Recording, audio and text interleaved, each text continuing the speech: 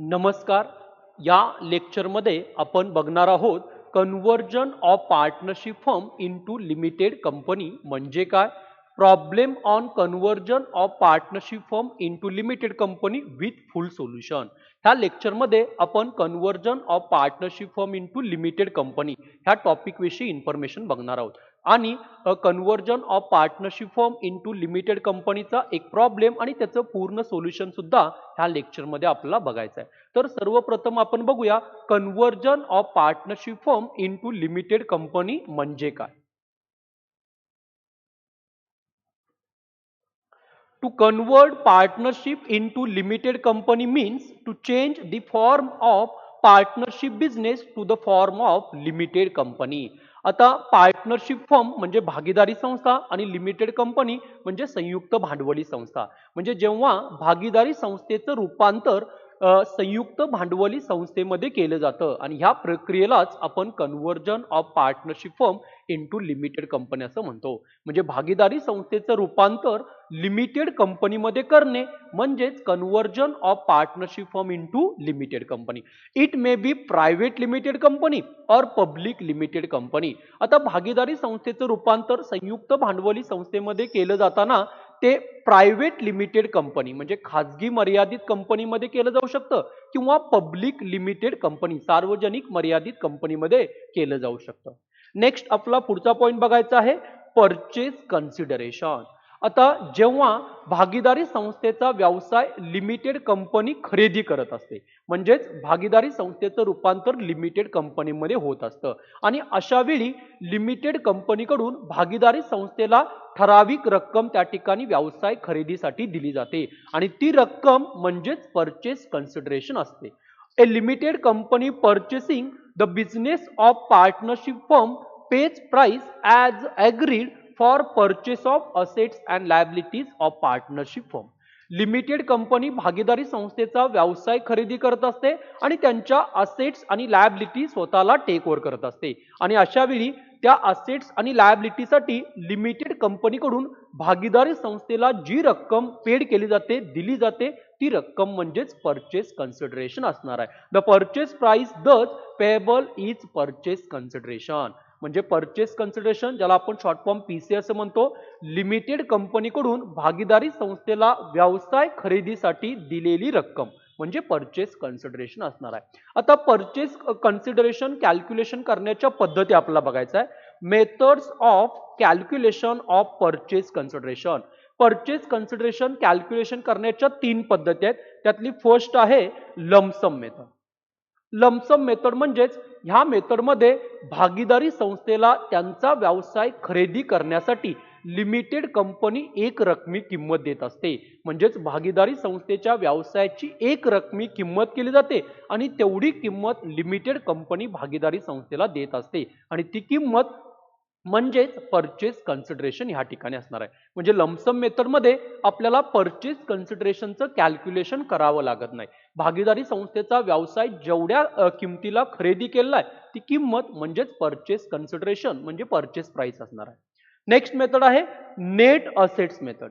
ह्या मेथडमध्ये भागीदारी संस्थेच्या असेट्स आणि liability limited company take over करत असते आणि त्यासाठी ठरलेली किंमत लिमिटेड कंपनी भागीदारी संस्थेला देत असते आणि ह्या मेथडमध्ये परचेस कन्सिडरेशन कॅल्क्युलेशन करताना असेट्स टेकन ओव्हर मधून लेस लायबिलिटीज टेकन ओव्हर आपल्याला करावं लागतं. म्हणजे assets minus liabilities is equal to purchase consideration. म्हणजे नेट असेट्स मेथडमध्ये परचेस कन्सिडरेशनचं कॅल्क्युलेशन करताना परचेस कन्सिडरेशनचा फॉर्म्युला असणार आहे assets taken over less liabilities taken over is equal to purchase consideration. त्यानंतर थर्ड मेथड आहे net payment method. Net payment मेथडमध्ये भागीदारी संस्थेला लिमिटेड कंपनी परचेस कन्सिडरेशनची रक्कम देताना इक्विटी शेअर्स मध्ये देत असते, डिबेंचर्स मध्ये देत असते किंवा कॅश मध्ये त्या ठिकाणी रोख स्वरूपात देत असते. म्हणजे लिमिटेड कंपनी भागीदारी संस्थेला जे इक्विटी शेअर्स देणार आहे किंवा जे डिबेंचर देणार आहे किंवा कॅश देणार आहे या सर्वांची टोटल म्हणजे परचेस कन्सिडरेशन त्या ठिकाणी असणार आहे.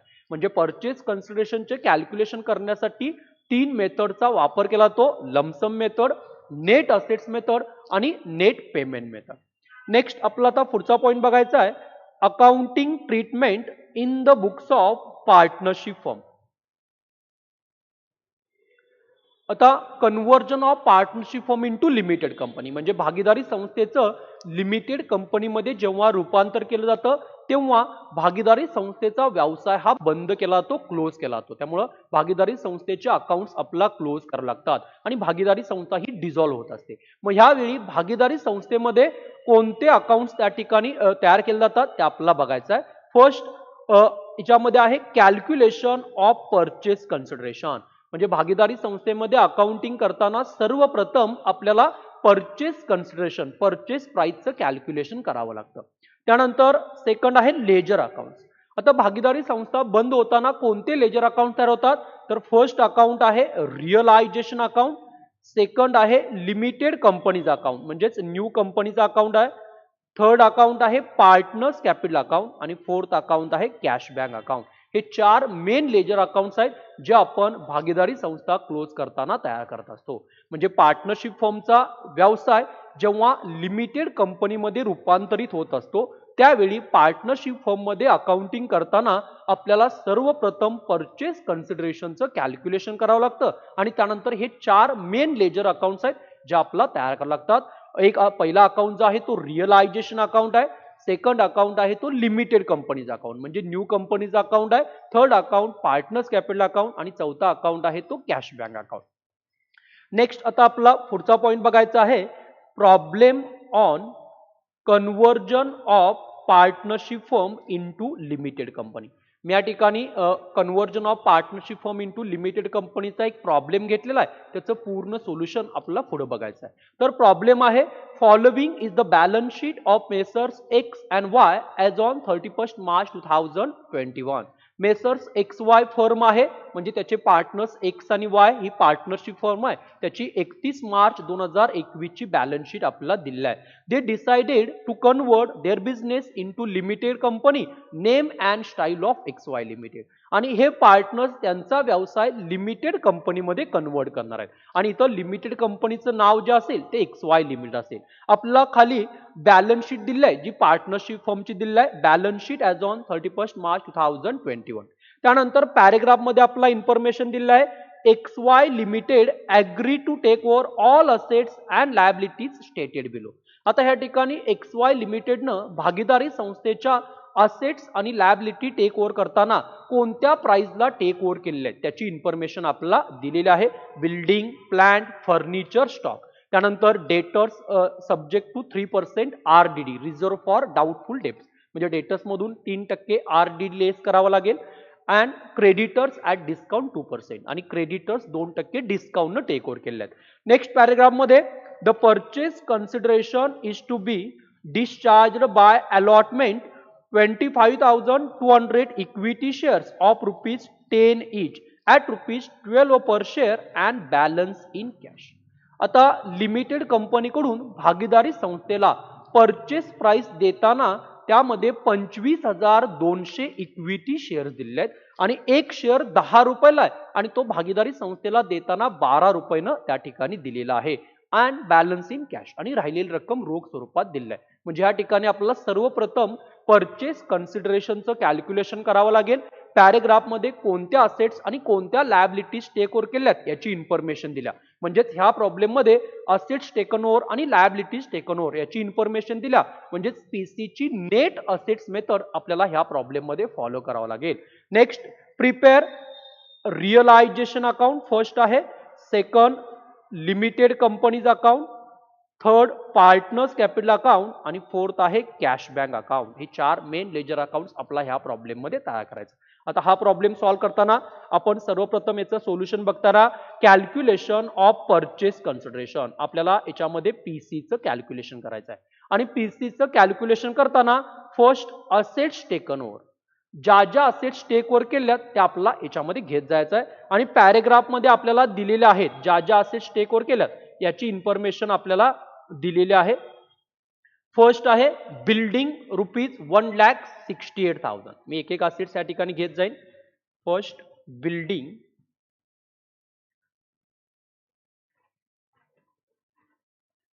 ₹1,68,000. बिल्डिंग 1,68,000 रुपयाला टेक ओव्हर केल्या. नेक्स्ट असेट्स आहे plant rupees 1 lakh rupees. Plant rupees 1 lakh, 1 lakh रुपयाला प्लांट टेक ओव्हर केलेला आहे. त्याची इन्फॉर्मेशन आपला पॅरेग्राफ मध्ये दिलेला आहे. Next information furniture 17,360. Furniture take over केलेला आहे. फर्निचर रुपीज 17,360 रुपीजला टेक ओव्हर केलंय. नेक्स्ट असेट्स टेक ओव्हर केल्या स्टॉक रुपीज 32,000. स्टॉकची अमाऊंट आहे स्टॉक रुपीज 32,000 ला टेक ओव्हर केलेला आहे. नेक्स्ट असेट्स आहे डेटर सब्जेक्ट टू 3% आरडीडी, म्हणजे डेटरच्या व्हॅल्यू मधून आपल्याला 3% आरडीडी लेस करावं लागेल. आता बॅलन्स शीटला डेटरची किंमत आहे 1,12,000, 1,12,000, त्याच्यात 3% आरडीडी 3,360 रुपये आरडी येतो, तो आपला वजा करावा लागेल आणि तो वजा करून आलेली अमाऊंट मी या ठिकाणी घेत आहे. नेक्स्ट व्हॅल्यू आहे डेटर्स.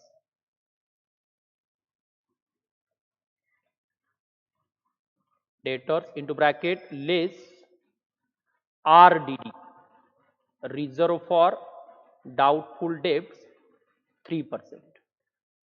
म्हणजे डेटरची व्हॅल्यू आहे 1,12,000, त्याच्यामधून 3% 3,360 रुपये वजा होईल. इथं डेटरची व्हॅल्यू येईल 1,08,640 रुपीज. डेटर्स 3% लेस झालेला आहे आरडीडी. नेक्स्ट आता बॅलन्स शीटला ह्या ठिकाणी पुढची व्हॅल्यू आहे कॅश ॲट बँक. आता ह्या प्रॉब्लेम मध्ये ऑल असेट्स टेक ओव्हर केलेले आहेत, त्यामुळे बॅलन्स शीट मध्ये असणारा कॅश बँक बॅलन्स सुद्धा घ्यावा लागेल. Bank balance 28,000. बँक 28,000. या ठिकाणी असेटची टोटल होईल टोटल अमाउंट 4,54,000. 4,54,000 असेटची टोटल केलेलं आहे. त्यामधून लेस लायबिलिटीज टेकन ओव्हर. आता ऑल लायबिलिटी टेक ओव्हर आहे आणि त्याच्यामध्ये आहे क्रेडिटर्स ॲट डिस्काउंट 2%, म्हणजे सन्ड्री क्रेडिटरची व्हॅल्यू 1 लाख रुपये आहे, त्याच्यामधून 2% डिस्काउंट वजा करावा लागेल. नेक्स्ट घेतो मी या ठिकाणी लायबिलिटीज टेक ओव्हर मध्ये sundry creditors.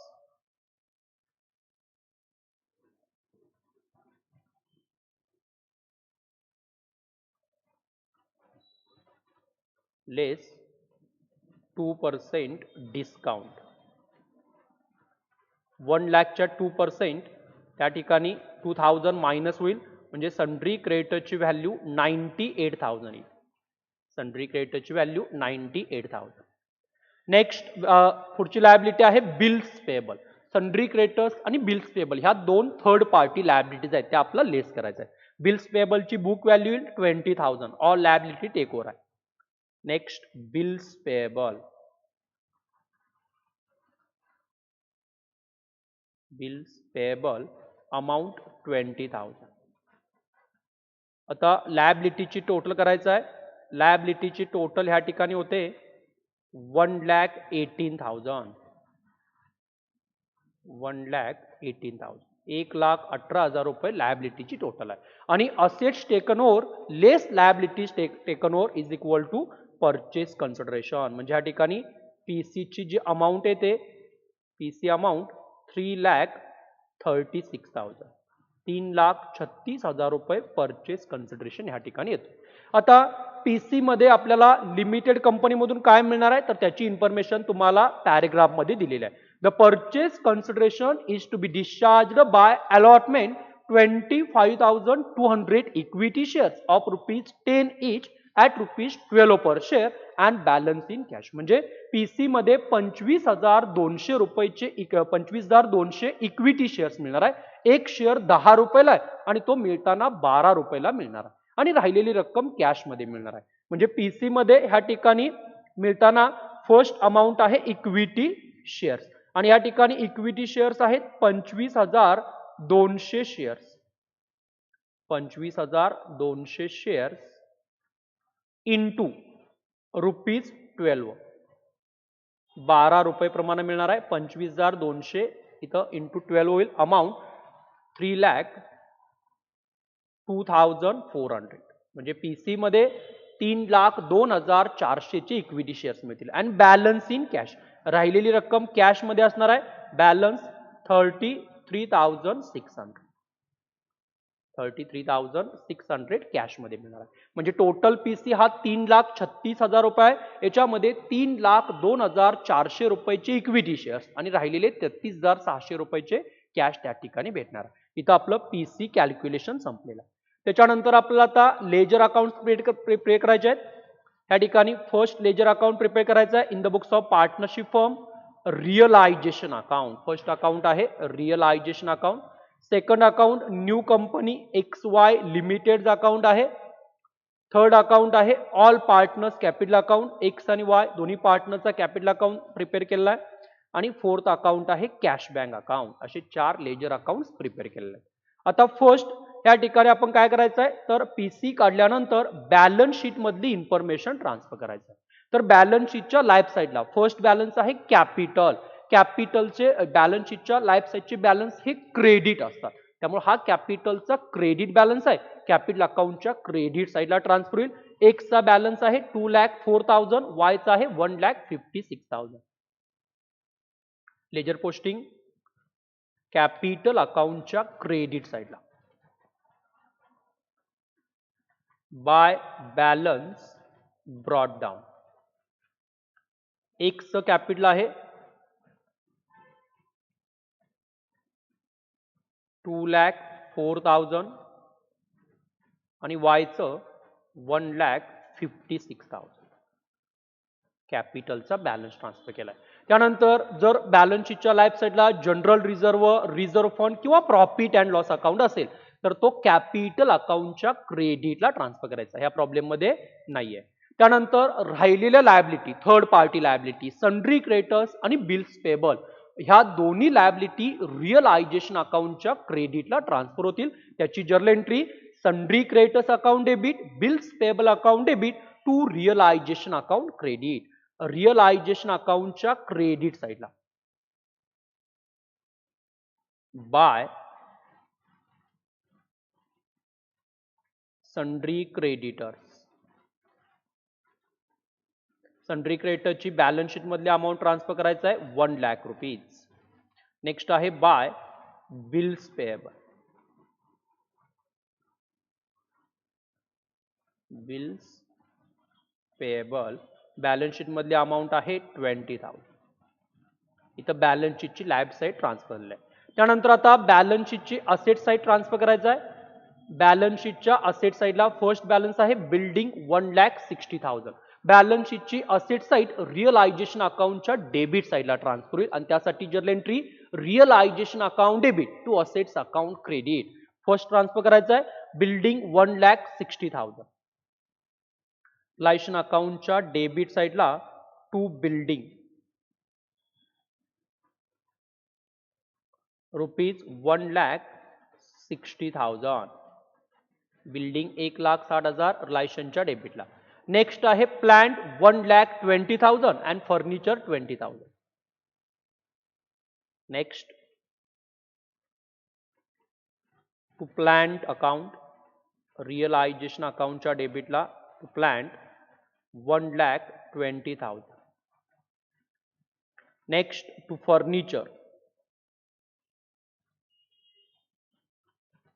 Furniture amount 20,000. Next balance आहे डेटर्स 1,12,000 अँड स्टॉक 40,000. रिलायशन अकाउंटच्या डेबिटला ट्रान्सफर होईल टू डेटर्स 1,12,000 टू स्टॉक 40,000. त्यानंतर ऑल असेट्स टेक ओन केले आहेत त्यामुळं कॅश बँक सुद्धा रिलायशनला ट्रान्सफर होईल to cash at bank to bank balance bank account amount 28,000. All assets realisation अकाउंटच्या डेबिटला ट्रान्सफर केल्यात. Realisation account debit to assets account credit अशी याची एंट्री झाली आहे. त्यानंतर बँक बॅलन्स आपण बँक अकाउंटच्या डेबिटला ट्रान्सफर करायचा आहे. कॅश बँक अकाउंटचा opening balance to balance brought down. To balance brought down 28,000 म्हणजे बँक बॅलन्स 28,000 शिल्लक होता. आपण सेपरेट बँक अकाउंट मेंटेन केला आहे आणि हा बँक बॅलन्स रिअलायझेशन अकाउंटला ट्रान्सफर केलेला आहे. त्याची entry realisation account debit to bank account credit. त्यामुळे सेकंड इफेक्ट बँक अकाउंटच्या क्रेडिट साईडला घ्यायचा आहे by realisation account. By realisation account transfer केलेली अमाऊंट आहे 28,000 म्हणजे बँक बॅलन्स न्यू कंपनीला ट्रान्सफर झालेला आहे. इथं आपली बॅलन्स शीट ट्रान्सफरची एंट्री संपल्या.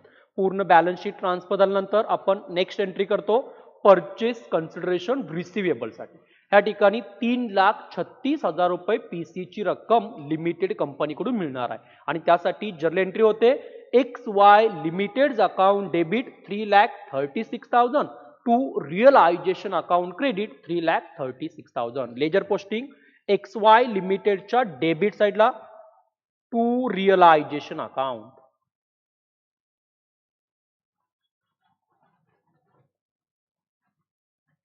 To realisation account purchase consideration 3,36,000.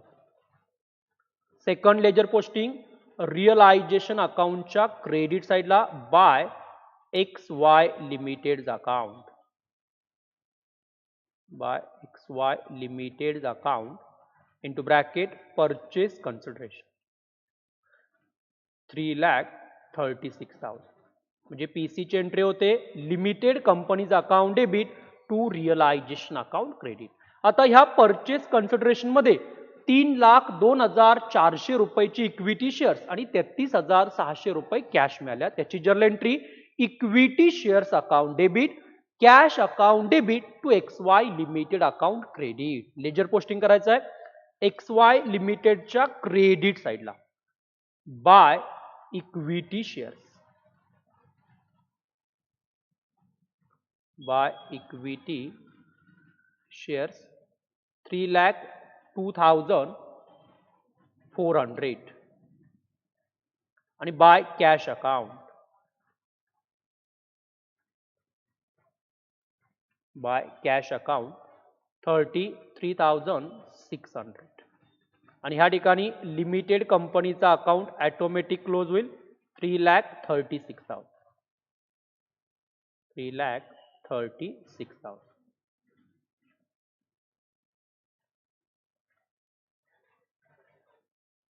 3,36,000 म्हणजेच या ठिकाणी equity shares account debit cash account debit to XY limit account credit अशी एंट्री झालेली आहे. आता इक्विटी शेअर्स जे लिमिटेड कंपनीकडून आपल्याला मिळाले हे शेअर्स आपण पार्टनर्सला ट्रान्सफर करतो. त्याची entry partners capital account debit to equity shares. त्यामुळे हे इक्विटी शेअर्स कॅपिटल अकाउंटच्या डेबिटला ट्रान्सफर करायचं टू इक्विटी शेअर्स.